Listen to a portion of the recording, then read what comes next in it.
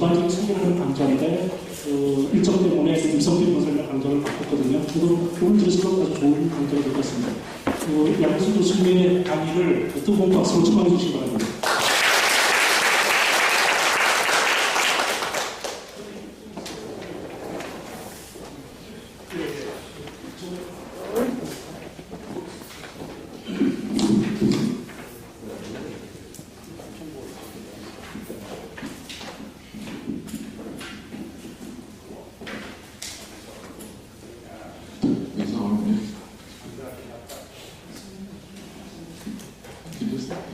조금 흐릿하죠. 죄송합니다. 저도. 그러니까 여기서 네. 반갑습니다. 아까 우리 법률 아카데미 원장님 이호영 변호사님 말씀하셨듯이 사실 법률 아카데미 시작하는 첫날 사실 강의를 드렸어야 되고 원래는 그렇게 스케일이 됐습니다만 제가 지난주에 좀 두 달 전에 잡혀 있는 약속이 있어가지고 조금 이게 제 위치로 못 가서 죄송합니다. 말씀드리겠습니다. 말 그대로 이제 오늘 저한테 지금 주신 이유가 남북경협의 전반적인 부분들에 대해서 이런저런 것들을 이제 같이 한번 생각해보자는 부분 같습니다. 남북경제협력이라고 이제 그 다음에 저희 강좌에 이제 남북경협 지속적인 발전이 나왔습니다만 이제 바로 남북경협 전반에 대한 이제 말씀을 이제 드리고자 합니다.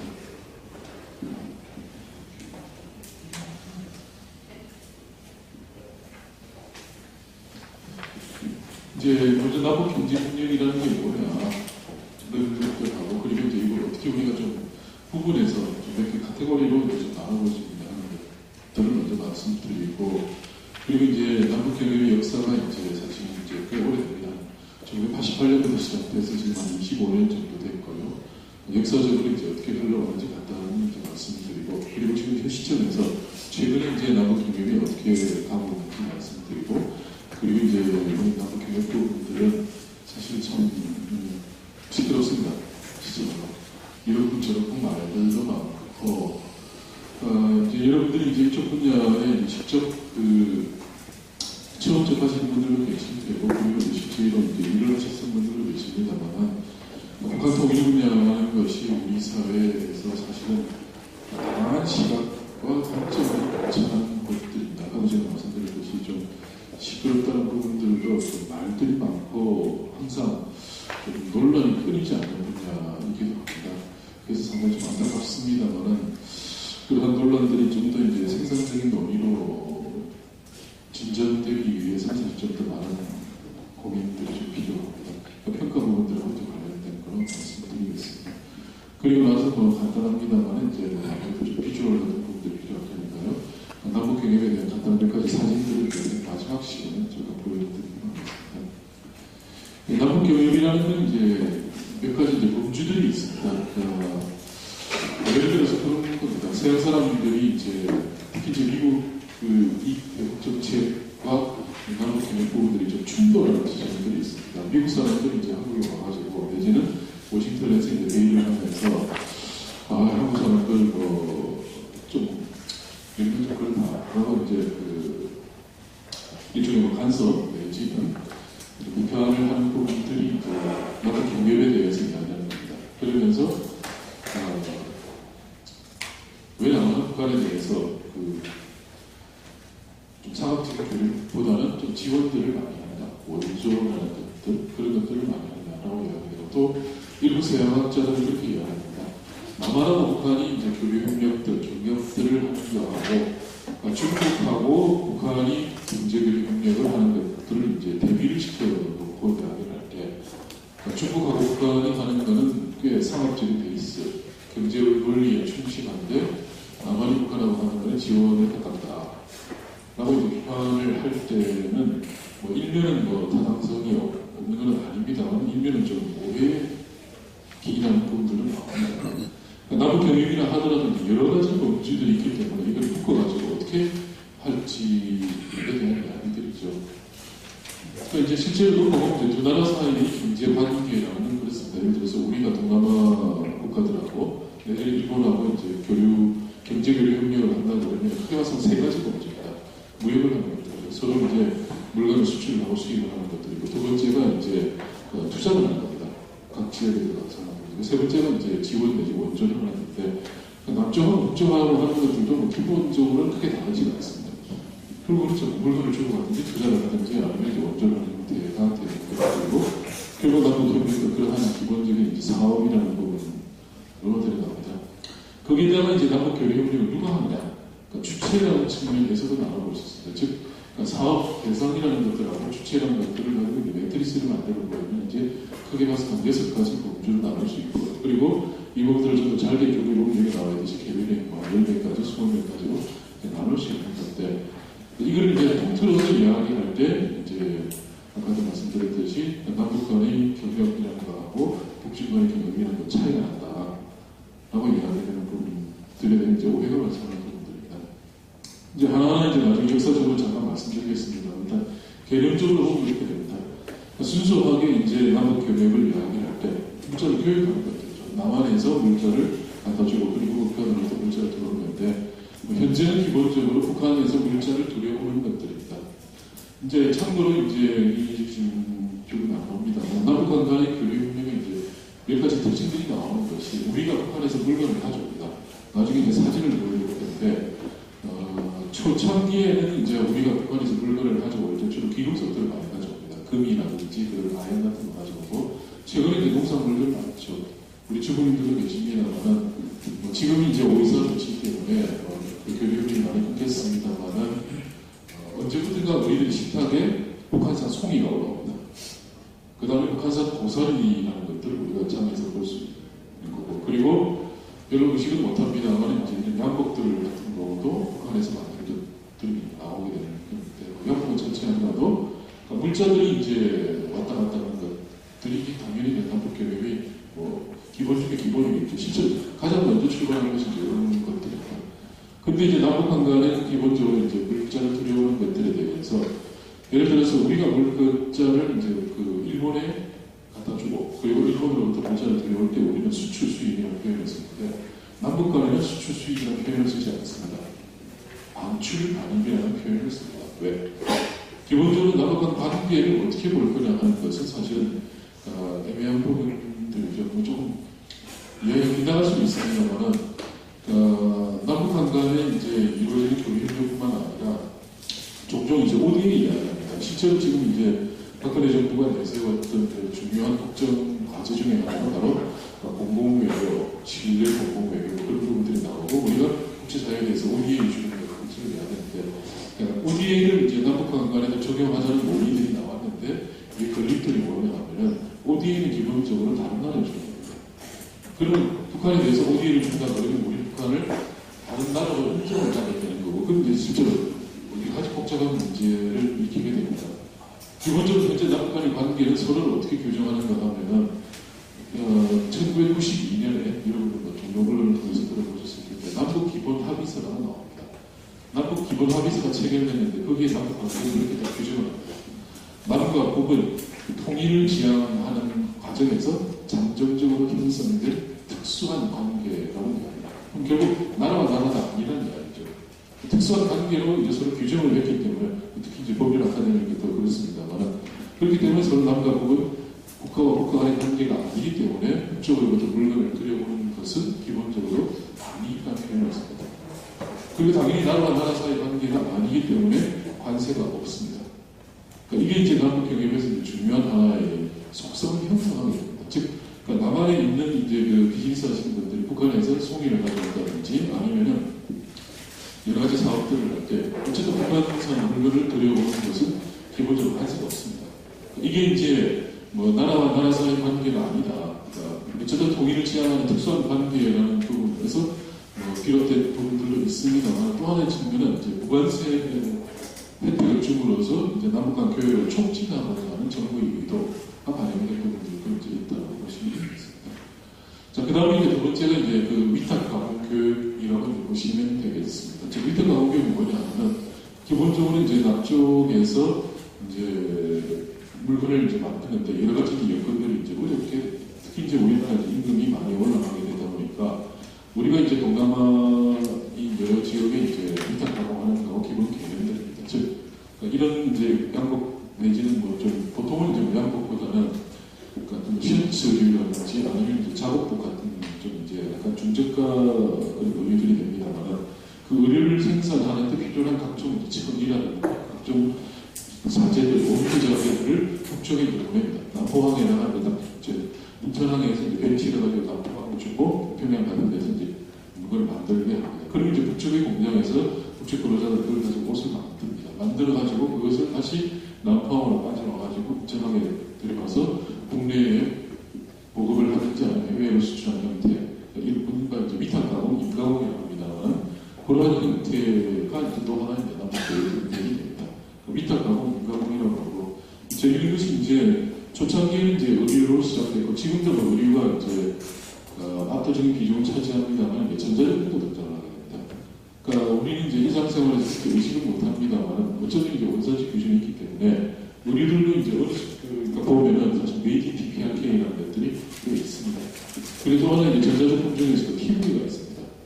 TV가 있었는데 이제 우리나라의 양대전자 메이커이 삼성전자와 LG전자도 똑같이 북한에서 오이사 조치 이전까지는 TV 일부를 위탁 가공하고 있었고 실제로 북한에서 만든 TV들이 국내에 팔려 있습니다. 근데 물론 이제 고가는 아니죠. 그러한 TV라든지 일종의 전자의 제품들 같은 것들도 북한에서 이제 만들고 있었고 그 다음에 그 투자하는 형태가 있습니다. 죄송합니다.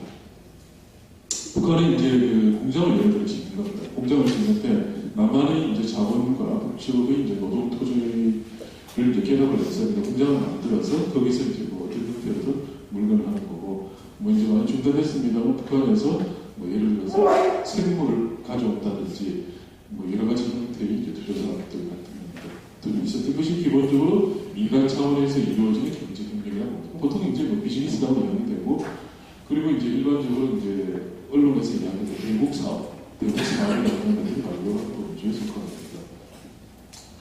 두 번째 이제 또 경제 협력 중에서 이제 정부 차원에서 이루어지는 것들, 그러니까 순수하게 그러니까 민간이 된 것이 아니라 정부 차원에서 이루어지는 거예요. 뭐 다른 게 아니고 그러면 예를 들어서 철도 도로 연결 같은 거 나중에 사진을 통해서 보시겠습니다만 대체로 이제 1990년대 아까 제가 말씀드렸던 남북 기본 합의서 92년 시점에 남북 관계에 내용을 좀 잘 지내보자 라고 하면서 그때도 이제 거론이 되었었고 특히 이제 2000년 남북 정상회담 이제 자꾸 하신 이제 김대중 대통령이 김정일 위원장과 만나면서 우리 잘해봅시다라고 약속했던 것들 중에 하나고 그리고 이제 실제로 실현됐던 것이 남북 간의 철도 도로 이제 끊어졌던 것들을 이제 연결하는 작업들이 되는데 이게 왜 정부 차원의 사업이냐? 당연히 정부가 나서서 뭐 철도 도로 새로 깔고 뭐 침공도 없던 건 아니죠. 기본은 정부 돈입니다. 정부 돈으로 이제 작업을 했기 때문에 결국 주체는 정부가 되었다라고 이제 해서 정부가 그리고 이게 뭐 상업적인 게 있으면 전혀 상관없는 겁니다. 그런 차원에서 그 다음에 이제 민관합동 같은 경우인데 개성공단하고 금강산 같은 경우는 이게 이제 출발은 이제 개성공단 했습니까? 강의했나요? 아직 안 했어요? 네, 그럼 나중에 얘기해 주시겠습니다만 개성공단 같은 경우에 2000년 남북 정상회담 직후에 2000년 남북 정상회담이 2000년 6월달에 이루어졌습니다. 2000년 6월 15일이고 그로부터 두 달 정도 지난 2000년 8월달에 이제 돌아가신 이제 정몽원 현대그룹 회장과 북한의 이제 대남 사업 조직 이제 아태라는 조직 그쪽 사람들이 만나서 이제 합의서를 제기합니다. 우리 개성공단에 먼저 만들어보자 합의를 하게 되고 동작동작 하게 됩니다. 즉 출발 자체는 현대라는 민간업자의 사업으로 출발을 하게 됩니다만 이게 안타깝게 현대그룹이 그 금강산 관광 그랬습니다만은 전반적인 현대그룹 장사는 어려워지게 됩니다. 그러면서 이제 대북 사업을 추진하야 되는 좀 힘이 치게 되자 결국 정부가 이제 핀치히터로 나서게 되면서 그러면서 이제 정부가 지금 뭐 여러분들도 올해 이제 TV를 통해서 많이 들으셨겠습니다만 개성공단이 몇 달 동안 폐쇄가 되고 나서 이제 정부가 나서가지고 이제 각종 그 협의를 하고 계속 협상을 필요했던 그런 부분뿐만 아니라 실제로 정부가 여기 자금을 투자를 하게 됩니다. 자금을 투입을 근데가 돈이 없었기 때문에 그러면서 이게 민간 합동이 되게 됩니다. 구체적으로 어떤 형태냐면 재성단 같은 경우를 이제 보시면 현대라는 이제 사업자가 이제 시작을 합니다만 지금은 이제 LH라는 회사가 바뀌고 있습니다. 당시 한국토지공사라는 회사가 있습니다. 실제로 이제 개성단 같은 경우 가보시면은 현대의 그런 건물도 있는가 토지공사의 건물도 있고 실제로 두 사람이 공동 사업을 하게 됩니다. 그리고 이제 그 토지공사가 왜 갑자기 이제 참여하게 됩니다. 결국 돈이 없었기 때문에 정부가 공기업에 대해서 참여를 종용을 하게 되고 그래서 결국 토지공사가 이제 자금을 투입을 해서 사업을 하게 되는 형태가 되죠. 그러니까 현대라는 민간 업자로부터 출발을 했는데 현대가 자원 사정이 어려워지면서 이제 그 공기업인 이제 토지공사 지금 LH입니다만 그거를 이제 공동사업자 파트너로 하게 되면서 같이 끌어가는 형태가 계속 운반이 되고 금강산관광 같은 경우는 이제 뭐 지금 중단되지만 5년이 지났고 그리고 뭐 이제 기업들이 강을 합니다. 도대체 누가 있나? 그 에피소드가 있는데 그 금강산관광을 공동으로 하는 그 업자가 한국관광공사입니다. 한국관광공사가 되고 근데 이제 한국관광공사는 사실은 뭐 좀 그 LH 토지공사와는 조금 이제 입장이 달랐습니다. 그야말로 한국관광공사는 굳이 뭐 금강산 관광하고 싶지 않은데 그냥 뭐 문명 계좌먹기로 사실 좀 끌려갔던 측면들이 없지는 않습니다. 그러다 보니까 이제 그 한국관광공사가 금강산 관광을 사실상 공동사업을 하고 있다는 것을 국민들이 잘 모릅니다. 토지공사 아주 열심히 공부를 합니다. 공부를 하고 이제 여러 군데로 이제 했는데 관광공사 되게 소극적이었습니다.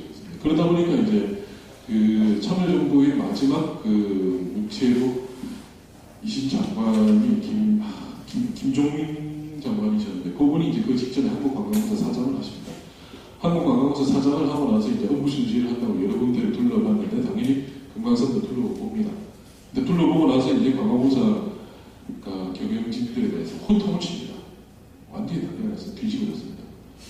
아니 한국관광공사가 금강산에 지금 정부 대출을 받아서 집어넣은 돈이 얼마인데 몇백억 근처 가까이 되는데 그런데 어떻게 금강산을 둘러보는데 어떻게 한국관광공사가 로고 하나 없냐. 그래가지고 이제 노발대발을 해가지고 이제 뒤집어졌습니다. 그래서 이제 거기 금강산에 한국관광공사 이제 그게 참여정부 말기니까 대략 한 2006년 그쯤 됐습니다. 그러면서 이제 아까도 말씀드렸듯이 금강산 관광에서 현대가 돈이 없게 되자 결국 이제 한국관광공사라는 공기업을 빈집단에 대해 세우게 되고 특히 이제 한국관광공사가 남북협력기금이라는 정부 돈을 대출을 받아가지고 그러니까 정부가 직접 돈을 못 주기 때문에 한국관광공사에 대해서 대출을 해줄 형태로 이제 됐던 부분들이죠. 이러다 보니까 한국관광공사는 지금 이제 머리가 지금 아프죠. 정부 돈을 빌려가지고 이제 대출을 받아서 이제 했는데 이자를 자기네 물고 있습니다. 그러면서 여러분들도 아시겠습니다. 공기업 평가할 때 보면 관광공사 깨지죠. 적자는 이제 방이 나을 거 아닙니까? 그러면서 이제 이런저런 또 모양 상황들이 발생하고 있습니다. 자, 어쨌든 이제 이러한 주체로 봐서는 순수하게 민간이 하는 것들이 있고, 그리고 정부 차원에서 하는 것들이 있고, 민간 합동하는 것들, 이런 것들이 볼 수, 그 다음에 이제 인도 지원을 볼 수 있습니다. 인도 지원 중에서는 이제 NPO가 이제 대북 지원을 하는 것들이 있습니다. 민간 차원에서 이제 이런저런 공공을 해가지고 하는 것들이 순수하고, 그 다음에 정부 차원에서 식량과 비료를 지원했습니다. 이제 기업도 가물가물하죠. 한국 정부가 북한에 대해서 인도적 지원을 시작한 게 1995년에 김영삼 정부 시절입니다. 김영삼 정부 시절 북한에서 홍수가 나가지고 좀 안 되겠다 싶어서 이제 좀 지원을 해주는데 안타깝게도 김영삼 정부는 대북 정책에서 별로 일관성이 없었기 때문에 한 번으로 끝나게 됩니다. 그러다가 이제 김대중 정부 들어서서 남북 정상회담을 하고 은전이부터 북한에 대해서 식량 차원이라는 형태로 지원을 하게 됩니다. 근데 이 두 개가 좀 다른 것이 식량은 이제 차원이라는 형태로 간 거고 비료는 순수하게 지원을 해주었습니다. 말 그대로 그냥 하세요 라고 했던 것이고 매년 한 3, 40만 톤 줬는데 이게 북한으로 와서 사실 엄청난 규모입니다. 또 금액으로 따져도 사실 큽니다. 자, 이것이 이제 정부 차원에서 이루어지는 것이 이제 2008년도에 이제 이명박 정부 들어서서 이제 사실상 중단된, 지금 중단된 그 다음에 NGO의 대북 지원 중에서 이제 그 일종의 정부의 매칭 펀드가 있는 경우도 있습니다. 그건 사실상 정부와 민간지가 같이 하는 경우다라고 이제 보시면 되겠습니다. 자, 이렇게 이제 여러 가지 것들을 우리가 다 합쳐서 남북 경협이라고 이제 부르고 있기 때문에 꽤 좀 이질적인 요소들을 많이 포함하고 상당히 좀 광범위한 개념이 됩니다. 우리 대개가 한 요 정도, 그리고 특히 지금 눈에 보이는 건 개성단본이기 때문에 이것만 이제 경협이라고 할 수 있겠습니다만 실제는 요 정도까지 다 포함을 시키게 됩니다. 물론 이제 총체가 요것만 할 수도 있고 요것만 할 수도 있겠습니다만 대개는 이제 뭐 지원들까지는 포함시켜서 이제 하게 되는 부분이라고 보시면 되겠습니다. 자, 이제 역사적으로 보겠습니다. 자, 언제부터 시작되느냐? 1980년입니다. 되게 이제 시간이 많이 흘러서 기억을 못합니다만은, 특히 이제 뭐 정권이 대북 정책이라는 것이 정권이 바뀔 때마다 거의 뭐 느끼기를 하기 때문에 남북 경협이 시작된 것이 보통 뭐 진보 정권 아래였을 거다라고 이제 되게 좀 착각을 하기 쉽습니다만, 엄밀히 따지면 보수 정권 하에서 남북 경협이 시작이 되고 있고, 더욱이 국민 정부가 들어서기 전에 군사 정권 시절에 사실 남북 경협이 공식적으로 시작을 하게 됩니다. 역사적으로 묘한 것이 이른바 77선언이라고 합니다. 지금 외우고 계셨습니다. 88년 7월 7일. 이 되고, 그 다음에 역사적으로 놓고 본다 그러면, 유명한 상, 지금, 그렇죠. 자, 88년 그러면 우리 뭘 기억합니까? 올림픽입니다. 88년 올림픽이 이제 9월달부터 있었는데, 올림픽이 열리기 2달 전에, 당시로서 상당히 획기적입니다. 노태우 대통령이 좀 긴 선언을 해야 됩니다. 민족 자존과 통일 번영을 위한 특별 선언이라는 것을 발표를 하게 됩니다. 이게 좀 나옵니다만, 자, 노태우 대통령이 뭘 하느냐? 민족 자존과 통일 번영에 대한 특별 선언을 통해서, 자, 남과 북은 금단의 벽을 걸고 모든 부분에 걸쳐서 교류를 실현하자 할 것을 증명을 하게 되고, 대체로 북한이 반응이 좋게 됩니다. 이제 남북 간의 역사적인 관계를 놓고 보면 그렇습니다. 여기 보시면 1949년이 나오는데, 해방이 이루어지고, 45년에 해방을 하고 나서 남북 간의 약간의 경제 교류들이 조금씩 이어지다가 결정적으로 이제 끊어지게 되는 게, 뭐 지금 기억에 약간 그렇습니다만, 개성공단 이제 하시면서 아마 이 부분은 별로 말씀을 안 하실 것 같은데, 개성공단을 하게 되면서 이제 그 개성공단 역사에서 제가 지금 기억이 정확치 않은데 아마 2007년, 6, 7년 정도 되는데, 그때, 그날에, 조간 신문의, 모든 신문의 일면 톱 기사는 똑같았고, 그리고 일면에 실린 사진도 다 똑같았습니다. 원래 하면, 개성공단의 나중에 배우시겠습니다만, 개성공단에 대해서 그 기업들이 쓸 전력을 공급하기 위해서 남쪽에서 송전을 해줍니다. 그러니까 문산에 이제 그 이제 탑을 만들어서, 그러니까 기업체에 이제 전부대를 세워가지고 만든 이후에 직접 송전을 시작한 날이 이제 그날인데, 그날이 이제 동아 언론들의 기사에 그렇겠습니다. 여기 나오듯이 1949년에 이제 남북간 교류협력이 이제 공식적으로 금지되는데, 실질적으로 끊어진 게 뭐냐 하면 아주 역설적입니다. 역사의 아이러니인데, 남북한 간의 이제 경제교류가 이제 해방 직후에 조금씩 이어졌습니다. 2, 3년간 됐는데, 결정적으로 끊어진 그 사건이 뭐냐 하면은, 그 당시는 이제 지금과 경제사정이 이제 전혀 다릅니다. 뭐냐 하면, 한반도 전체적으로 놓고 볼 때 이제 전력이 남쪽이 절대적으로 모자라고 북쪽이 풍부하던 시기입니다. 사실 이제 해방되는 시기를 놓고 보면 대한민국의 수력 발전이 되고 해수력 발전인데, 뭐 가리가 없었던 건 아닙니다만, 수력 발전은 전부 다 북쪽에 있습니다.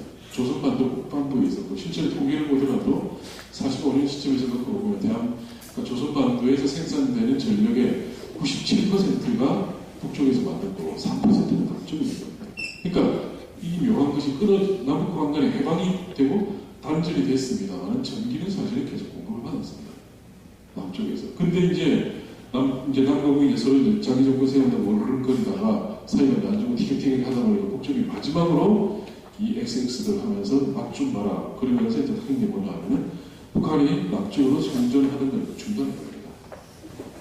그러니까 북한이 이제 남쪽으로 전기를 보내주는 것을 더 이상 해주지 않게 되는 거죠. 그게 이제 47년인가 48년 정도 나오는데, 그게 이제 역으로 이제 복원이 되는 것이 아까도 말씀드렸듯이 개성공단의 남쪽에서 이제 북쪽으로 전기를 보내주는 식으로 이제 복원이 되고 새로운 역사를 이제 하게 된 거죠. 지금도 마찬가지죠. 어쨌든 그러니까 문산에서 개성이라는 아주 한정된 지역입니다만 어쨌든 남에서 그거를 지금 성전을 해주고 있는 상황입니다. 자, 그래서 이제 그 88년에 칠천시원을 통해서 하게 됐습니다. 아까 말씀드린 49년에 이제 더 이상 이제 교류협력해서는 안 되라고 공식적으로 한정됐고, 그리고 그동안에 이제 남북의 양측이 이제 성중 상대방에 의해서 야, 그래도 잘 지내야지 라고 하면서 교류협력하자고 제안을 했는데 서로 그냥 무분구답을 드린 부분들이 많습니다. 역사라는 것이 묘한 것이 대체로 봐서 이제 남북한 간의 경제관계를 놓고 볼 때 남북한 간의 경제력이 역전된 것은 대체로 전국의 한 70년대 초중반으로 이야기 됩니다. 즉 총체적인 국력을 놓고 볼 때 대체로 봐서 이제 북한이 1950년대, 60년대 남한보다 잘 살았다고 이야기 됩니다. 그리고 GDP 개념을 가지고 있는데, 근데 묘한 것이 어쨌든 총체적인 경제력으로 봐서 50년대와 60년대는 북한이 남한보다 우위에 있었기 때문에 교류협력에 대해서는 북쪽이 상당히 적극적입니다. 실제로 북쪽이 이제 김일성이 이제 뭐 예를 들어서 뭐 파리로라든지 자기네들 뭐 김죽할 날이 있으면 남쪽에 뭐야 확 떠듭니다. 남쪽 그들 이제 발부터 가지고 살지 말고 우리 민족이 그러자. 우리 이내에 도와줄 테니까 잘해보자. 라고 이야기를 실제로 제안들을 많이 쏟아냅니다만은 그때 남쪽에서 그냥 묵묵부답이죠. 그러다가 이제 이게 남북한 간의 경제적 격차가 이제 역전되는 것들이 이제 분명해지는 대체로 한 70년대 말 80년대부터 오히려 올라갑니다. 이제는 남쪽이 북쪽에 대해서 민족의 우전저전을 하면서 교류협력을 해야 된다 하고 했는데 이제 북쪽에서 물건 먹을지는 가만히 있습니다. 그러다가 1988년에 노태우 대통령이 이걸 한 데 대해서는 북한이 비교적 긍정적으로 반응을 보이게 됩니다. 이게 이제 새로운 역사를 열게 됩니다. 근데 이제 당연히 그렇습니다. 1988년이나 그러면 남한의 입장에서 갖고 본다 그러면 88 올림픽이 열린 시기입니다만 전 세계사적 흐름을 본다면 어떤 식이냐. 이른바 동유럽의 대변환이 시작되는 시점입니다. 그러니까 동유럽이 체제전환을 하게 되는 근데 이제 전반적으로 놓고 사회주의에 대해서 이제 다들 고민들이 많아지고 정말 우리가 사회주의를 해야 되느냐, 특히 공산당이 지배를 해야 되느냐, 그러니까 그런 감동감이 할 정도로 동유럽 상황이 안 좋아졌고 북한은 사실은 거기서 되게 잘할 수 없는 것들이에요. 그러니까 북한이 이제 점점 북한 스스로도 경제가 되게 좀 어려워지는 시기이기도 합니다. 그러면서 이제 긍정적인 반응을 보이고 거기다가 노태우 대통령이 다시 추가적으로 이야기합니다. 남북 경제 개방 조치를 발표를 하게 되면서 야 이제 우리 북한과의 교역을 정식으로 허용을 하겠다. 그러니까 추상적인 이야기가 아니고 실제로 우리가 남북한 간에 물자 놓고 가는 것을 공식적으로 허용을 하겠다는 이야기입니다. 그럼 다리 놓고 본다 그러면은 49년부터 88년까지 40년 동안은 어쨌든 남북한 간에 교류는 공식적으로 없었다는 이야기입니다. 끊어졌다가 이제 이걸 복원이 된다고 보시면 됩니다. 자, 그래서 40년 만에 처음으로 남북한 간에 공식적으로 허가를 받은 교역이 가능하게 되고 이제 역사 속으로 사라진 이제 주식회사 대우가 되죠. 당시 이제 대우 김우중 회장이 세계적 관리를 맡다고 계속 이야기를 하던 그 초입들입니다. 실제로 대우가 남북 지금은 이제 현대라는 이제 우리가 그 기업이 남북 경협의 역사에서 말이지만 실제로 이제 현대도 물론 이제 그 이전에도 이 시기도 되었습니다만 직접 인전면에 나섰던 것은 대우입니다. 근데 대우 같은 경우는 남북 교류뿐만 아니라 실제로 이제 사회주의 국가를 특히 동유럽의 진출에서 가장 적극적이었습니다. 아까도 말씀드렸듯이 김우중 회장이 세계적으로 관리를 맡다 했기 때문에 대우가 뭐 북한, 동유럽, 아프리카 그 정말 세계를 누리면서 이제 자기의 그런 영역을 넓혀가려고 했던 시기들이 되고 그래서 이제 주식회사 대우가 북한에서 물자를 들어올 때 뭐냐면 북한에서 도자기를 들어오게 됩니다. 도자기를 들여와가지고 이제 국내에서 어떤 형식을 배송하는 게 있었죠. 그러면서 이제 북한산 물품을 이제 점점 가져오게 됩니다. 자, 이 시점에서 이제 한국 정부는 단순히 이제 말로만 하는 것이 아니라 어차피 정부의 행위라는 것은 법률로서 뒷받침이 되어야 됩니다. 자, 법을 만들어야 됩니다. 여러분들 법률하시니까. 자, 1989년 6월 달에 남북 교류 협력에 대한 지침을 먼저 제정을 해서 자, 부분적이지만 제3국을 통해서 북한 주민과 접촉을 하고 그리고 교육이 이루어질 수 있는 제주틀을 마련합니다. 보통 이제 제3국 정도 되면 중국 정도 되겠죠. 일본으로 볼 수 있습니다. 그러다가 이제 1990년에 들어와서 이제 법률을 만듭니다. 남북 교류 협력에 대한 법률을 만들게 되고 동시에 남북 협력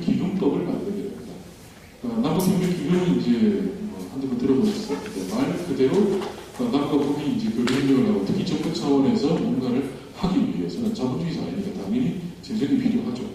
그럼 그 재정을 어디서 가져오느냐 하면은 결국 이제 남북협력 기금이나 정부 예산은 아닙니다. 어차피 기금이라는 것들을 만들어 놓고 이제 그 부분에서 이제 돈을 할인해 쓸 수 있는 부분들로 이 구조를 가져가자고 해서 남북협력 기금법을 만들어야 됩니다. 그러면서 이제 남북한 경제교류 협력이 이루어질 수 있는 실질적인 기반을 90년 정도에 갖추게 됩니다.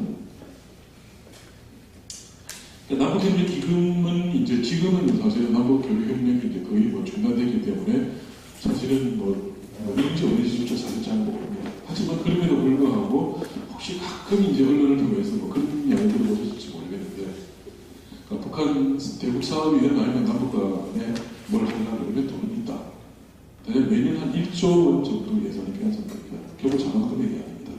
그러니까 1조 원 정도 예산을 편성을 해두는데 이명박 정부 이후에는 집행률이 10%도 안 됩니다. 교류협력이 없기 때문에 돈 쓸 일이 별로 없죠. 자, 그러면 이제 우리 대충 아까 보셨던 이 부분을 이제 다시 들어갈 수 있습니다. 자, 죄송합니다. 철도 도로 연결을 하는 거 나중에 이제 사진을 보실 텐데 이걸 이제 정부 돈으로 하죠. 자, 정부에 어디 돈이 나왔냐? 당연히 남북협력기금에서 왔습니다. 자, 정부가 이제 식량 주고 비료주를 주고 하죠. 돈들이 어디서 나왔냐? 물론 식량은 이제 여러 군데서 나옵니다만 기본적으로 비료주고 하는 것들은 남북협력기금에서 나오겠죠. 아까도 말씀드렸듯이 금강산 관광에 대해서 이제 핀치니타로 한국관광공사를 집어넣게 되는데 돈을 대출을 들었죠. 남북협력기금에서 돈을 대출했습니다. 자, 그 다음에 이제 이분들 올해 많이 들어드렸습니다만 개종단 기업들이 이제 경영보험을 받는다고 했었잖아요. 그 보험이 어디서 나오냐? 당연히 남북협력기금에서 나옵니다. 통일부 예산들도 나옵니다만 예산이 상당히 좀 철저하고 복잡하기 때문에 결국 남북관계 특수성을 고려를 해서 기금을 조성을 해놓으면 비교적 좀 손쉽게 해냈을 수 있는 부분들이 있기 때문에 기금을 활용을 하고 지금도 마찬가지입니다. 뭐 혹시 뭐 여러분들 뭐 주변에서 그런 것들 보시는지 모르겠는데 그러니까 남북협력 사업과 이제 관련된 이제 몇몇 조직들이 있는데 그 중에 하나가 한국수출입니다. 한국수출입은행에 이제 남북협력팀이 이제 있고 거기 이제 담당 뭐 상무님들도 계시고 그리고 이제 뭐 저희 경남대국등문제연구소와 이제 수출입은행에 다음 주나 다다음 주에 이제 같은 회의를 합니다만 수출입은행이라는 존재가 남북협력에 꽤 많이 등장을 한다. 왜 그러냐? 바로 수출입은행이 남북협력 기금을 관리하는 실질적인 주체이기 때문에 그렇습니다. 그렇기 때문에 이제 남북협력 기금은 수출입은행에서 운영하는 그러한 형태가 되고 있습니다. 자, 이제 법을 만들어서 시작됐습니다. 자, 이제 처음에는 물자 교육을 하다가 88년부터는 똑같은 걸 만들었다가 4년 이후에는 새로운 형태의 경협이 등장을 합니다. 아까 말씀드린 위탁 가공이죠. 위탁 가공이라는 형태가 들어서 이제 아까 말씀드렸듯이 자, 각종 원부자재를 이제 북한에 보냅니다. 그래서 북한에서 가공을 하고 그리고 완성품을 이제 국내에 들어오거나 해외에 수출하는 형태가 되고 92년 9월달에 코오롱 상사가 최초 위탁 가공 셔츠를 발행을 하게 됩니다. 즉 원부자재를 보냈다가 북한에서 이제 셔츠를 가져오는 형태가 되고 그리고 이후부터 아까 말씀드렸듯이 국내의 대기업들도 다 등장합니다. 아까 말씀드렸듯이 LG전자와 삼성전자도 하고 있는 다음에도 똑같이 제2모직하고 이제 LG 패션인가요? 거기서 똑같이 이제 국내 의료들을 이제 들어가고 있습니다. 근데 이제 이게 남북 경협에서 이제 놓지 못할 부분들이기도 합니다만, 자기가 이제 물건을 이제 위탁 가공을 맡겼는데 그 회사에 들어가는 게 결코 좀 자유롭지 않습니다. 예를 들어서 삼성전자가 그쪽의 이제 대동강 TV 텔레비라는 그 공장에다가 텔레비 이제 위탁 가공을 했는데 삼성전자 사람들이 어쨌든 퀄리티 컨트롤을 해야 되니까 품질관리를 해야 되니까 종종 가는데 그것들이 되게 하늘의 별따기입니다. 전혀 못 가는 건 아닌데 방문이 되게 어렵습니다. 그리고 이제 뭐 어떻게 하다 보다 이렇게 되는데 그 대동강 텔레비라는 회사는 한쪽 라인은 삼성전자 위탁 가공 또 한쪽 라인은 LG전자 위탁 가공을 합니다. 그러니까 LG전자와 삼성전자는 참 어처구니 없게도 똑같은 공장에 그냥 서로의 경쟁사임에도 불구하고 물건을 이제 만든 위탁을 하는 데가 됩니다. 자, 그러고부터 또 4년이 지난 96년에 남한기업이 대북투자 협력이 시작이 됩니다. 이때부터 이제 주식회사 대구가 남포공단에 그 남포라는 지역은 뭐 평양 강원 밑에 있는 이제 항공에서 우리로 가서 인천하고 비슷한 개념을 보시면 되는데 거기에 북한이 이제 31 총회사라는 회사하고 이제 합작해서 설립기로 확인하고 조금 됐는데 이게 사실 그렇게 잘 진행이 되지는 않았습니다. 그러면서 이제 여러 가지 형태의 부자 협력들이 시작됐고요. 자, 95년 아까 제가 말씀드렸죠. 김영삼 정부 시절에 최초의 인도적 지원이 이제 시작되었다가 이후에 이제 중단이 됩니다. 그러다가 2000년부터 본격화되었고, 그리고 이제 98년부터 금강산 관광이 이제 시작이 됩니다. 그 부분은 나중에 다시 말씀드리고, 그리고 아까 말씀드렸듯이 2000년부터 개성당 개발 사업이 그러니까 이런 식으로 아까 말씀드렸듯이 88년부터 죄송합니다. 단순교육을 시작했다가 밑학강원교육은 92년부터 투자는 96년부터 하다가 금강산 98년, 개성단 2000년 정도로 쭉 되고 있는 부분들이죠. 그러다가 2000년 이후로는 사실 신규 사업은 없었고 약간의 여기 지금 안 나옵니다만 이제 2006, 7년 정도 참여연구 말기에 새로운 형태의 경제협력을 사실은 좀 시도를 했는데 남북관계가 안 좋아지면서 결국 성사되지는 못했습니다. 즉 뭐냐 하면 경공업 지하 자원 협력이라고 해서 그 당시로 봐서 상당히 좀 특이한 형태였습니다. 즉 그러니까 북한 주민들에게 나눠줄 소비재들 중에서 신발하고 그 다음에 그 비누 하고 그 다음에 또 하나 품목이 나왔습니다. 그 세 가지 품목의 원자재를 남쪽에서 보내줍니다. 보내주고 나면 북쪽에서 지하 자원으로 아연이라든지 그런 것들로 이제 대응하고 그 다음에 이제 북한에서 지하 자원이 오고 지하 자원이 이제 무진장 묻혀 있는 지역이 이제 함경남도 단천이라는 지역.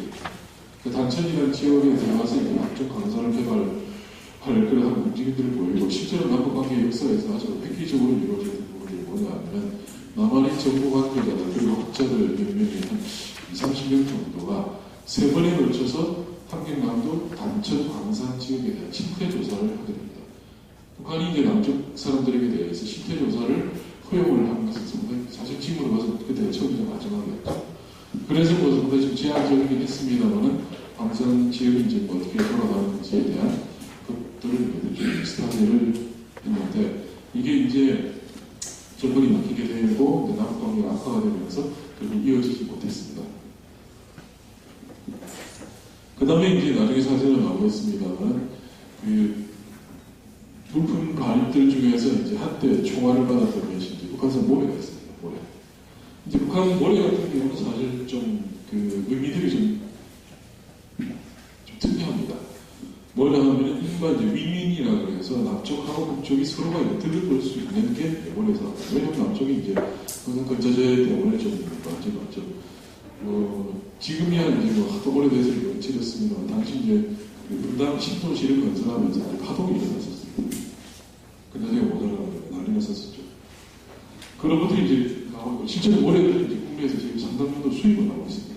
그러니까 북한에서 들어왔다 그러면 뭐 사실 수송거리도 짧게 되면 원가를 줄일 수 있습니다. 그 다음 북한 입장에서는 모래 채취 사업이야말로 섭취, 그러니까 가져치우더라. 도로치 가져잡고 하는데 내지는 뭐 저희들 뭐 1타 쌍피, 1타 3피 정도가 되는 부분입니다. 왜? 이 북한이 이제 그 자연의 특성이기도 합니다만은 그 여름철만 되면은 이제 뭐 올해는 사실 거의 잘 넘어가는데 거의 매년 북한에서 홍수 소식을 여러분 들으실 겁니다. 북한에서 큰 물난리가 났다라고 이야기를 했는데 근데 똑같은 비가 내리더라도 남한에서 홍수 나는 거하고 물난리 나는 거하고 피해보는 거하고 북한에서 피해보는 거 전혀 차원이 다릅니다. 왜? 북한의 산들은 대부분 다 민둥산입니다. 두 가지가 있는데 그냥 다락밭이라 그래서 그냥 식량이 모자라다 보니까 아주 큰 경사진대를 이제 개간을 해서 이제 광릉에 같은 거 심는 경우들이 나오게 되고 그 다음에 대가들이 모자라기 때문에 사람들이 가서 산에 나무를 다 해고 그러니까 산이 민둥산이다 보니까 비가 많이 쉽게 내려갔죠. 저 쉽게 내려오면 어디로 들어갑니까? 강이 다 퇴직이 됩니다. 강도 퇴직이 되고 더욱이 문제는 뭐냐면 그 강이 또 바다와 만나는 항구로 들어가고 항구가 퇴직이 됩니다. 그러니까 북한이 그 강도 강이지만은 항구 중에서 퇴직이 그러니까 준설이 안 된 데가 거의 부족이 있습니다. 전부 다 이게 수심이 다 올라와져 있습니다. 그 배가 못 들어가는 거예요. 그러니까 북한에서 이제 강의 준설 공사를 한다는 것은 북한 입장에서 한편으로는 이제 모래를 팔아먹어서 외화를 벌릴 수도 좋지만 강을 준설하게 되면 당연히 그 항구라든지 강의 그 수심을 맞춰주니까 준설 작업을 해주기 때문에 상당히 이게 진짜 의미할 수 있는 상황이었는데 이게 또 2008년도로 들어와가지고 또 막히게 되는 상황들로 이제 가고 있습니다. 전반적인 이제 현황들을 보겠습니다. 저는 데이터를 보시면 이제 뭐 상황이 좀 시간이 되면 나중에 다시 진행드릴게요.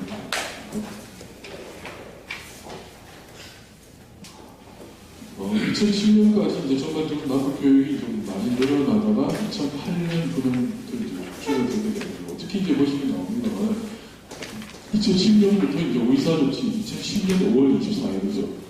그러면서부터 이게 급격하게 줄어들게 되고 2011년 정도가 되면 물자교육, 위탁 강원 교육은 이제 제로가 됩니다. 유일하게 그 정도만 남아서 쭉 이제 이게 형태가 되고 들어보시면 됩니다. 근데 이제 좀 더 세밀하게 본다 그러면 예를 들어 데이터를 본다 그러면 약간 좀 뭐 이상하게 느껴집니다. 이거 왜 그랬을까? 특히 자, 오이사 조치 전입니다. 오이사 조치 전인데도 2008년, 2009년에 일반 물자 교육은 전년 대비 안 했습니다. 이게 이제 그 역사를 길게 보고 큰 흐름을 하다 보면은 놓치게 되는 것들 중에 하나입니다. 즉 남북 경협이 지금 현재 뭐 사실상 거의 중단되게 된 것은 기본적으로 우리가 오이사 조치 때문이라고 생각을 하고 이것도 그게 틀린 이야기는 아닙니다만은 전반적인 흐름을 봐서는 이명박 정부 들어서가지고 남북 관계가 악화되는 것들 또한 남북 경협에 영향을 미치게 됩니다. 그게 이제 여러 가지 형태로 이제 영향을 미치게 되고 특히 아까 말씀드렸던 모래사업 같은 것들이 거의 직격탄을 하는 경우입니다. 또 하나 이제 지금 저기 좀 나타냈습니다. 남북 교육 중에서 이제 지금 범주에 지금 속하기가 조금 애매해서 됐던 부분들 중에 하나가 뭐냐 하면 언제부턴가 이제 남한 사회에서 뭐 이런 걸 지금 근무하고 계신 직장들 혹시 해당될지도 모르겠습니다. 뭐 예를 들어 농협, 그다음에 무슨 어떤 뭐 금융기관, 기관 방송상에서 해킹 부분들이 나오죠. 해킹 하다 보면 꼭 이제 특히 이제 그 이른바 유력지 내지는 뭐 또 다른 측면에서 이야기하는 보수언론 내지는 조중동에서 꼭 이야기하는 게 북한에서 그랬다. 라고 이야기 나옵니다. 전사만 마무리될 때마다 그렇게 나옵니다. 근데 그런 인식들이 이제 알려있기 때문에 나타나는 현상들이기도 합니다. 즉, 남북 한간에 그 여러 가지 형태의 교류 협력이 있습니다. 그 중에 하나로서도 사실 결코 무시 못할 게 남북 간 그 이른바 IT 협력, 소프트웨어 협력 부분입니다. 북한 인력을 활용을 해가지고 소프트웨어 기술을 만들고 그것을 이제 축적을 해나가는 것들. 그 다음에 뭐 요즘 저희 꼬맹이도 한때 되게 좋아했습니다만 뽀로로라는 만화 프로그램 아실지 모르겠는데 그거 북한에서 만든 겁니다. 그러니까 예를 들어서 그런 식으로 북한에서 만든 프로그램들을 남쪽이 활용하는 형태로 사실 이게 되는데 어느 순간에서부터인가 이제 이명박 정부 들어서 가지고 이게 딱 그렇게 됩니다. 남북 IT 협력 이꼴 북한 해커 양성 이렇게 돼서 오이사 조치 이전에 사실상 중단됩니다. 중단되면서 이게 이제 역사의 그리고 이제 권력의 무서움들인데 민간업체들이 이제 그런 이야기를 합니다. 정부로부터 그러니까 남북 소프트웨어 협력 자재 요청이 있었다. 라고 민간업체들이 이야기하고 정부에 물어봤습니다. 그런 적이 있어요. 아니 뭐 업체들이 전화적으로 했잖아요. 라고 이야기를 합니다. 어쨌든 이제 정부 쪽에서 이제 사실상 협조 요청이 될지 어떻게든지 모르겠습니다만 그게 소프트웨어 협력이 어느 순간에서부터 자취를 감추게 됩니다. 그리고 이거는 오이사 조치 이전의 상황들입니다. 그러니까 그렇더니 이제 그러니까 일정 부분에서 지금 마이너스가 나타났고 그게 그 흐름에 결정적인 타격을 가했던 것이 이제 오이사 조치죠. 말 그대로 오이사 조치라는 것은 일반 교육과 위탁 강원 교육은 완전히 금지다. 그리고 해송단에 대해서도 신규 투자는 금지하는 부분입니다. 그다음 인도적 지원도 영유아를 제외한 극히 일부분 제외한다. 이런 것들이고 그다음에 반복 북한에 가면 것들도 정부의 허가를 받아야 되는데 뭐 거의 다 허가를 안 해주죠. 그런 식으로 이제 남북 관계가 되고 그게 이제 보통 이야기 되는 이른바 남한이 북한에 대해서 제재를 받았습니다. 이제 청와남이라는 청민정권 사건에 대해서 우리가 결국 대응할 수 있는 수단은 이거였다라고 이야기하고 그 파장은 아직도 미치고 있다고 보시면 되겠습니다. 자, 금강산 휴양 관광을 보시면 되겠습니다. 금강산 관광 아까 말씀드렸듯이 98년부터 시작됐습니다. 자, 처음에는 이제 배로 갑니다. 배로 가면서 출발을 했습니다. 근데 이제 여기서 보시면 아시겠습니다만, 자, 배로로 가는 관광이었는데, 초기는 그렇다 치고 99년도에 한 14만 명 정도가 나왔습니다. 그러다가 00년 21만 명까지 갔는데, 01년부터는 5만 명으로 팍 떨어집니다. 그 다음에 02년 좀 살아나는 거 했습니다만, 8만 명으로 떨어지게 됩니다. 이게 이제, 금강산 관광이 가지게 되는 초기의 모습들이죠.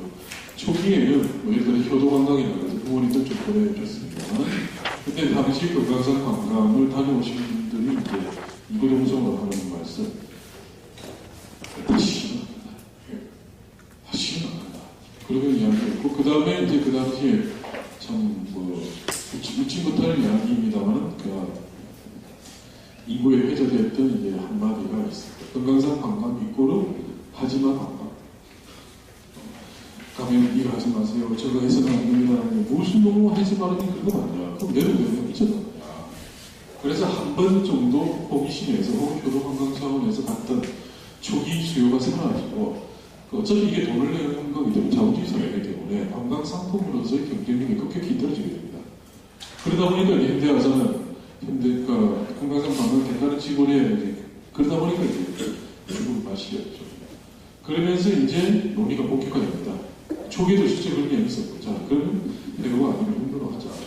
그러면서 이제 한 몇 년간 진통을 겪게 되고, 그러면서 사실 이런 부분들은 사실 역사에서 좀 정당하게 평가를 받아야 되는데, 지금 이제 많이 묻혀버렸습니다. 어쨌든 그 당시 논의를 할 때도 저희들이 보게도 좀 되겠다. 왜냐하면 나중에 이제 사진을 통해서 보여드리겠습니다만, 말 그대로 DMZ를 통과한 겁니다. 사람들이 줄여서 왔다 갔다 하는 거예요. 북한 정부가 좋아할 리가 없죠. 당연히 반대가 거세겠죠. 그런데 결국 이제 합의를 이끌어냈습니다. 북한 스스로 금강산 관광을 얼마나 중시하는가, 달리 본다 그러면 그만큼 이제 달러가 이제 필요했다는 이야기 들어야 됩니다만, 어쨌든 북한 나름대로 그렇게 양보를 하게 되면서 육로 관광이 실현이 되고, 여러분들 보신 바와 마찬가지입니다만, 육로 관광이 실현되고 나서는 자, 26만 명, 29만 명, 23만 명, 34만 명 정도로 가고 있습니다. 피크가 2007년도인데 34만 명 정도까지 갈 정도로 이제 금강산 관광에 여러 가지 우여곡절이 있었습니다만 본 궤도에 오른다, 그러니까 안정적인 성장의 궤도에 오른다라고 평가를 받던 시기들이었는데, 안타깝게도 이제 국가의 비행 사건이 나와서 이렇게 됐던 거죠. 여기서 내려가는 역사의 비극이 됐습니다. 자, 이제 놓고 보면 그렇습니다. 여기 나옵니다만 해로 관광하고 육로 관광을 다 합쳐가지고 193만 명 정도 됐습니다. 그러니까 이제 대충 정상적으로 진행됐다면 관광이 진행된, 중단된 것이 2008년 7월달인데 2008년 8월달 정도 되면 이제 신문에 조그맣게 기사 나오죠. 금강산 관광객 200만 명 돌파. 그러면서 200만 번째 금강산 관광하신 분을 추첨을 해서 기념품들을 사진 찍어하는 그런 이벤트가 당연히 예상되는데 지금 이제 왜 건너갔죠? 자, 개성 관광도 이제 시작이 됐습니다. 이 시기는 이제 시범 관광을 하던 시기이고, 여기서부터 2007년부터 남북 정상회담을 하고 난 직후에 이제 개성 관광이 시작되면서 실제로 사람들이 왔다 갔다 했습니다. 이래가 왔다 갔다 하다가 이 또한 2008년도에 중단이 됐습니다. 요거는 이제 금강산 관광 비경하고 나서 조금 더 몇 달 더 있다가 이제 2008년 12월까지 되면 중간에서 나오죠. 자, 그 다음에 한때 평양 관광도 있었습니다. 남북 관광이 정말 좋을 때였습니다. 이게 말 그대로 평양 관광이 뭐냐면 몇 가지 루트들이 지금도 사실은 뭐 가능성이 전혀 없는 건 아닙니다만 남북 관계의 특수성이기도 합니다. 그 평양을 갔다 오신 분들, 저도 2번 정도 갔다 왔습니다만, 저도 처음에 갈 때는 그랬고, 처음에 갈 때, 어떤 형태냐면, 또 NGO들이 그런 모니터링 차원에서 만나요. 실제로 남북관계의 특성을 반영하기 하는데, 남북관계에 있어서 지금 NGO들이 특히 평양 같은 경우는 여행사 역할을 많이 합니다. 그러니까 NGO들이 예를 들어 북한에 대해서 물품을 지원을 합니다. 그러면서 그거에 대해서 내 물건 잘 있나 모니터링을 한다든지 아니면 또 다른 뭐 지원을 하는 기념 세리머니를 하러 가는데 뭐 겨울이 좀 주는 건데 내 친구들한테 데리고 가면 어떠냐 라고 해서 이제 모객을 하게 되고 그리고 남북관계가 좋을 때 제가 2003년도 3월 달에 또 직접 활동을 했습니다만 국경을 통해서 들어가는 것이 아니고 인천공항에서 바로 평양까지 다이렉트로 전 세계를 통해서 갔던 적이 있습니다. 실제 저도 그렇게 나갔는데 뭐 그냥 금방 오는 거죠. 그 시기들도 있었고 그 다음에 이거는 요 숫자가 나오는 건 그게 아니고 실제로 이제 지금 보면 평화자동차 계열 회사인 평화관광여행사가 일반인들을 대상으로 모객을 했습니다. 여행 상품으로 평양 관광을 해서 모객을 했던 그 시기들의 역사들입니다. 남북관계 좋을 때는 이제 평양 평화항공 여행사뿐만 아니라 그 일반 NGO들이 그것도 있어가지고 실제로 제가 기억이 나는 2005년, 6년 정도에 저희 학교 학생들을 대상으로 자리가 한 3-4자리 정도는 한다. 그러니까 간 사람 손들라. 그래서 이제 보내줬던 기억이 나요. 물론 이제 평양 관광 정말 눈이 휘둥그레 뭐라고 입이 쩍 보입니다. 비쌉니다. 평양 관광 가는데 보통 미니멈 한 200만 원, 한 250, 300 가지고 3박 4일 정도인데 웬만큼 그렇죠. 그러니까 그 돈 주고를 못 받는 그러니까 이제 이런 현상이 하나 알 수 있습니다. 초기니까 그 정도 돈 주고 가는 사람들이 교회 나타날 수 있는 지속이 된다는 건 거죠.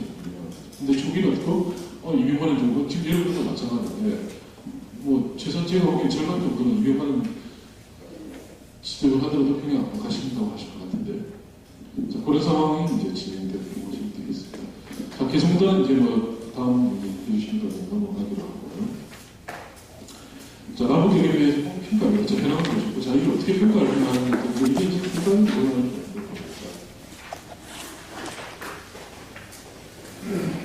우리 사회가 가지고 있는 이른바 진보와 보수의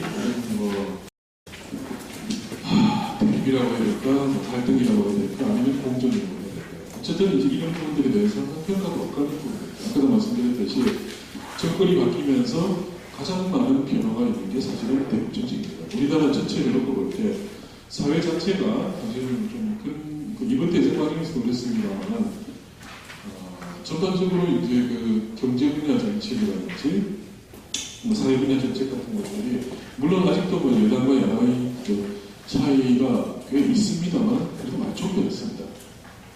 하지만 이게 잘 안 좁혀지는 게 바로 대북 정책입니다. 그만큼 정권의 그 변화에 따라서 정책의 것이 그게 이제 우리 사회가 남북 문제에 대해서 가지고 있는 그러한 참 여러 가지 이제 의미에서의 이제 그 다양성이라고 보시면 되겠습니다. 자, 그럴 때 그냥 간단한 말씀드리죠. 자, 진보 쪽에서는 남북 경협에 대해서 정책에 대해서 남북 관계 개선됐다. 경제 공동체도 형성됐고 북한이 개혁 개방에도 기여니까 남한경제 기여됐는데 공동적으로 이제 좋게 평가하지만 도적 측에서는 무슨 소리냐. 아니다. 뭐 자료에 있으니까 보시면 되겠습니다. 그러다 보니까 결국 기본적으로 이제 이명박 정부 들어서서 박근혜 정부 들어서서 대북 정책이 바뀌게 되는 이유는 결국 이제 김대중 노무현 정부의 진보 정권에 대한 그러니까 정책에 대해서 다른 그림으로 바뀌기 때문에 결국 이제 좀 강자력 같은 부분들이라고 보면 크게 틀리지 않습니다. 물론 이제 정치의 세계, 명분의 세계이기 때문에 레토릭의 세계이긴 합니다만 내세우는 건 있죠. 즉 과거 대북 정책이 실패했다. 잃어버린 10년이다. 그렇죠. 그러면서 남북 관계를 바로잡아야 된다. 그 다음에 핵 문제가 우선적으로 해결해야 된다. 저러면서 원칙을 내세우는 부분들. 하지만 결국 지내고 나니까 뭐 원칙만 내세우지 결과가 뭐냐. 남북 관계를 얼마나 제대로 관리를 했느냐나 또 불만들고 있는 부분들입니다. 자, 박근혜 정부는 이제 이 두 정부의 잘못들을 다 극복하겠다. 달리 본다 그러면 이쪽 정부의 좋은 점, 이쪽 정부의 좋은 점들만 취하겠다고 해서 이제 내세운 것이 한반도 시민 프로세스라는 부분들이고 기본적인 모토가 균형이죠. 그러니까 안보와 교류 협력의 균형 그리고 신뢰와 신뢰를 쌓는 부분들 저쪽으로 이야기를 합니다. 여기 두고 이제 지금 이제 평양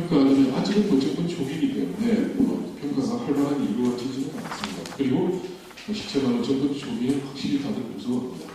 그렇기 때문에 다들 말들 조심들을 많이 하시고 또 조기는 부분도 있고 그래서 이제 아직은 조심스럽게 박근혜 정부의 정책에 대해서 좀 조심스럽게 이제 현재 평가하는 부분들이죠.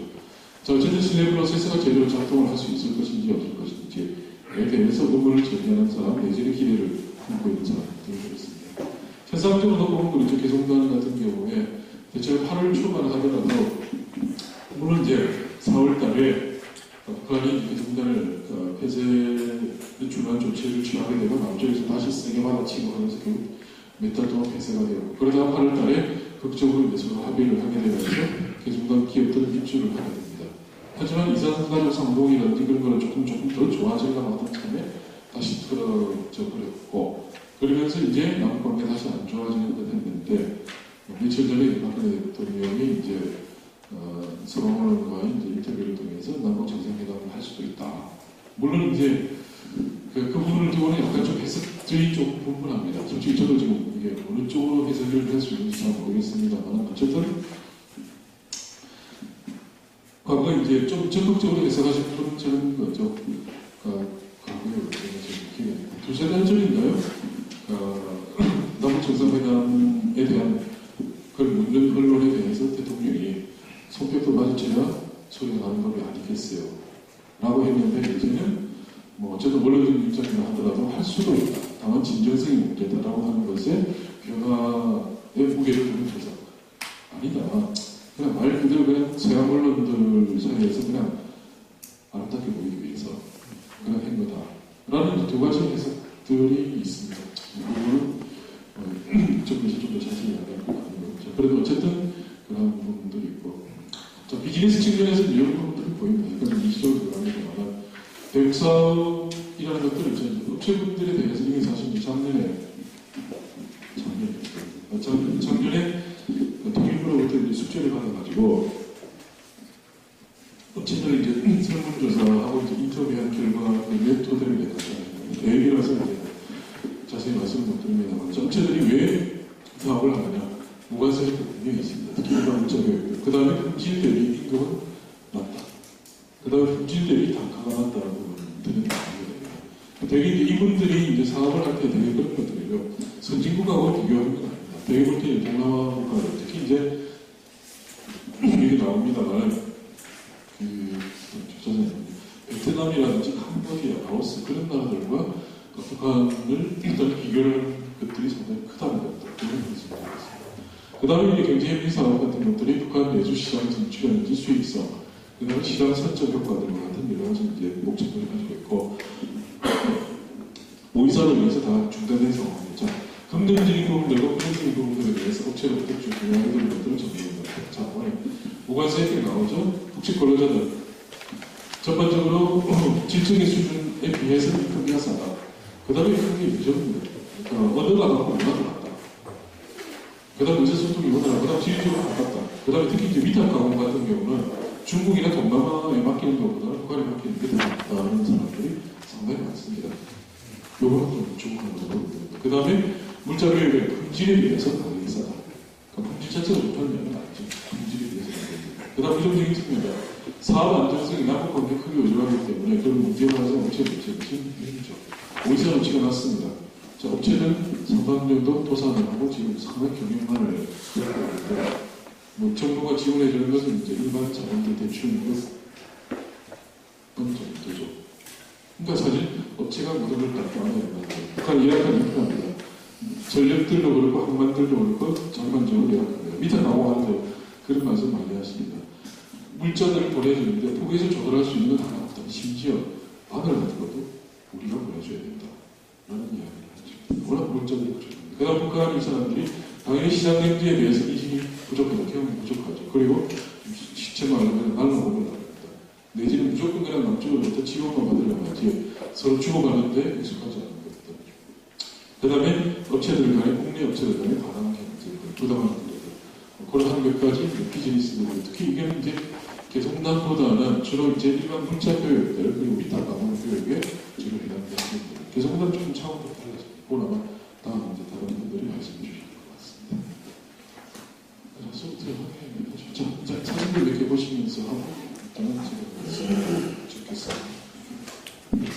말씀 보여주십시오.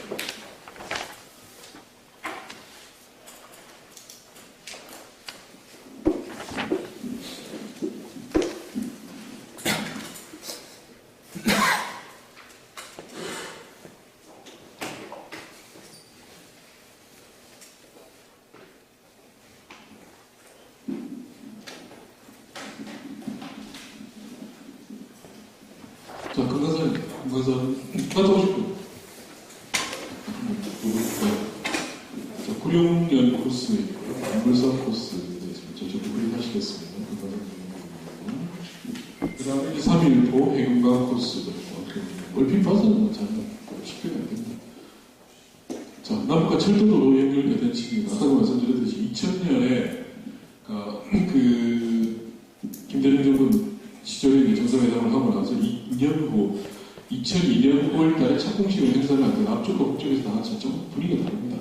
남쪽에서는 이제 기관사가 뭐 이렇게 하고 하는데 북쪽에서는 저기 보이십니까 혹시?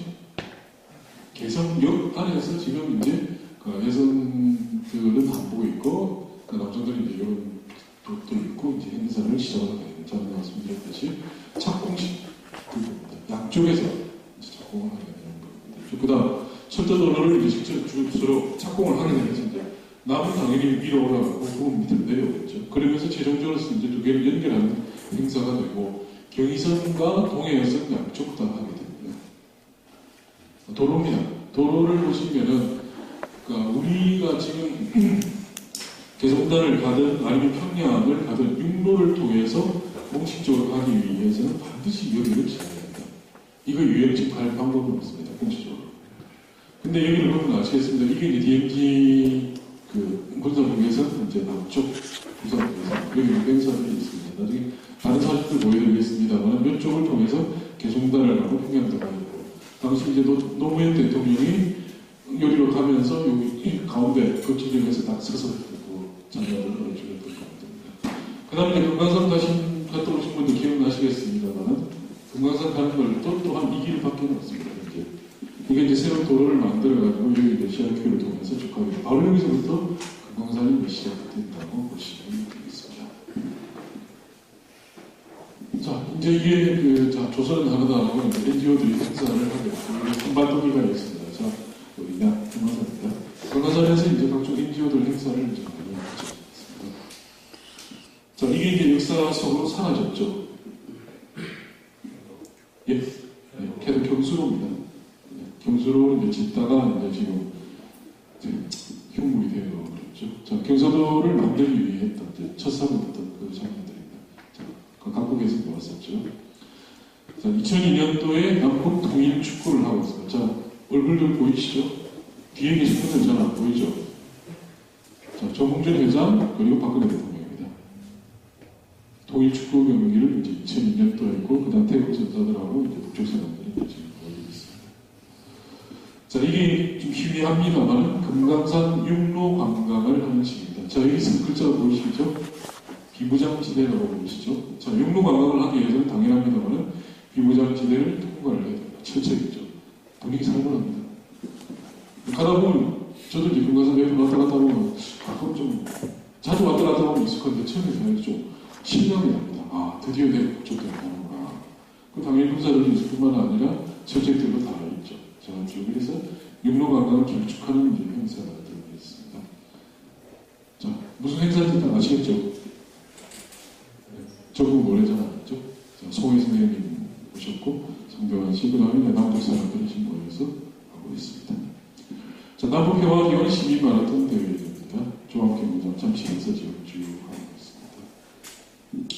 자, 이게 아까 말씀드렸듯이 북쪽에서 모래를 가져오는데 육로를 통해서 가져왔던 시절입니다.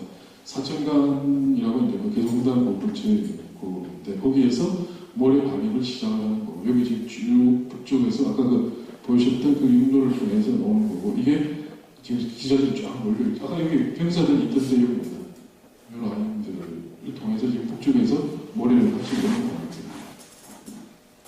자, 이게 이제 여러분이 2004년 12월 달에 롯데백화점에서 이제 물건을 팔았고 팔기 시작하고 몇 시간 만에 동의에 나섰고 개성공단에서 만든 최초의 제품이고 칼럼에도 그런 제목이 등장합니다. 개성 냄비. 또 바로 보고 더 유명한 명품들이 뭐겠죠?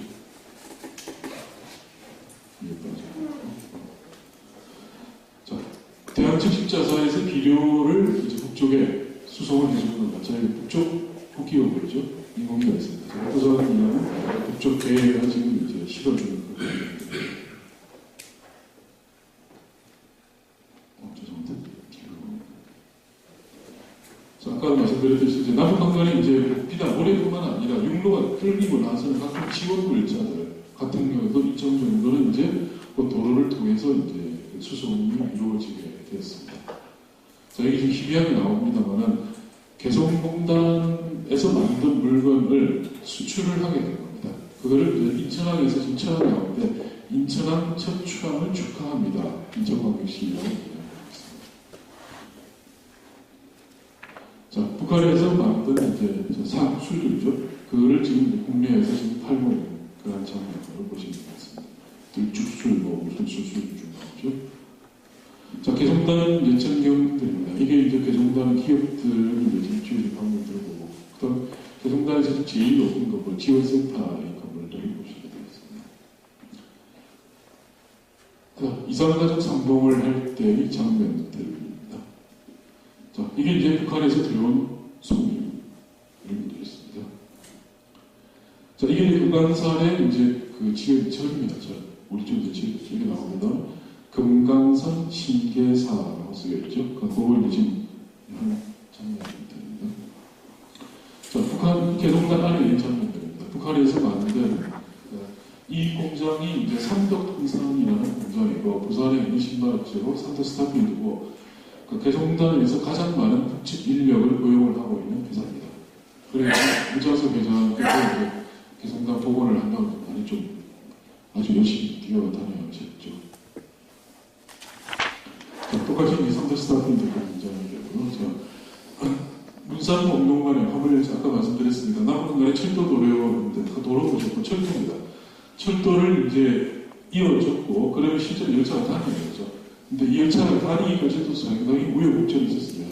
열차를 시범 운영을 하니 많이 해서 꼭꼭지기 또 빵꾸를 내고 어쩌겠다가 이게 대체로 2006년인가 7년에 몇 달간 시험 운영을 했고 근데 실제로 뭐 열차 수송할 물품이 그렇게 많지 않았기 때문에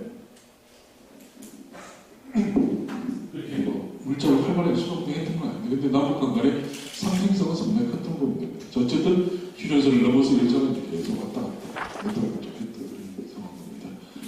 개성공단 안에 남북경협 협의사무소를 이제 만들게 됩니다. 지금 남쪽 기업들하고 북쪽 사람들이 만나가지고 개성공단뿐만 아니라 전반적인 대북 사업들을 할 수 있는 창고 모임을 할 수 있는 만남의 공간으로 개성공단 안에 만들었던 그 사무소들을 당시 이제 이게 이재정 장관 시절 같은데 전 통일부 장관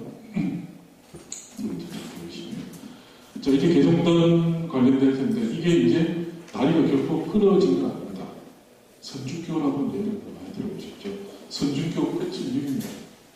실제로 이제 선주교 사진이 뒤에도 아마 없을 것 같은데 선주교를 뭐 저희는 가봤습니다만 선주교를 가본 사람의 말 그대로 공통적인 반응은 90% 똑같습니다.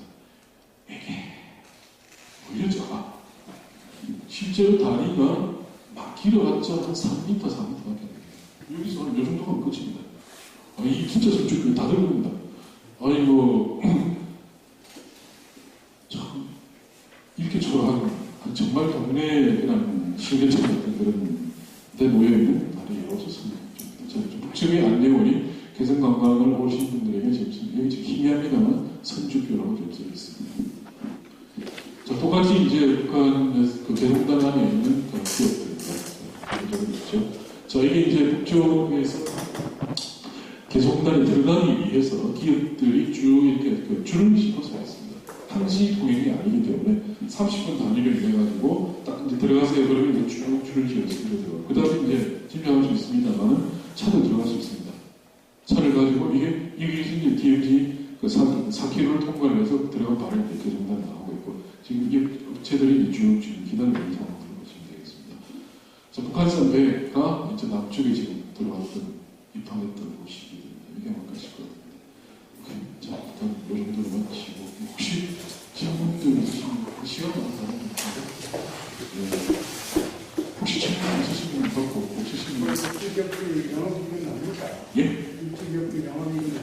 저희 지금 아까 그 신발 장수, 신발 장수. 예. 예. 업체들마다 좀 편차는 있습니다. 편차는 있는데, 작년 말 시점으로 몇 개 기관에서 실태 조사를 했거든요. 근데 대체로 봐서 실태 조사한 거 플러스 알파 해서 대략, 못해도 3분의 1 정도는 소리 컨텐츠는 넣은 게 아닌가 보고 있습니다. 물론 이제 약간의 상황들을 다루고 업체들마다 또 이런저런 사정들이 있습니다.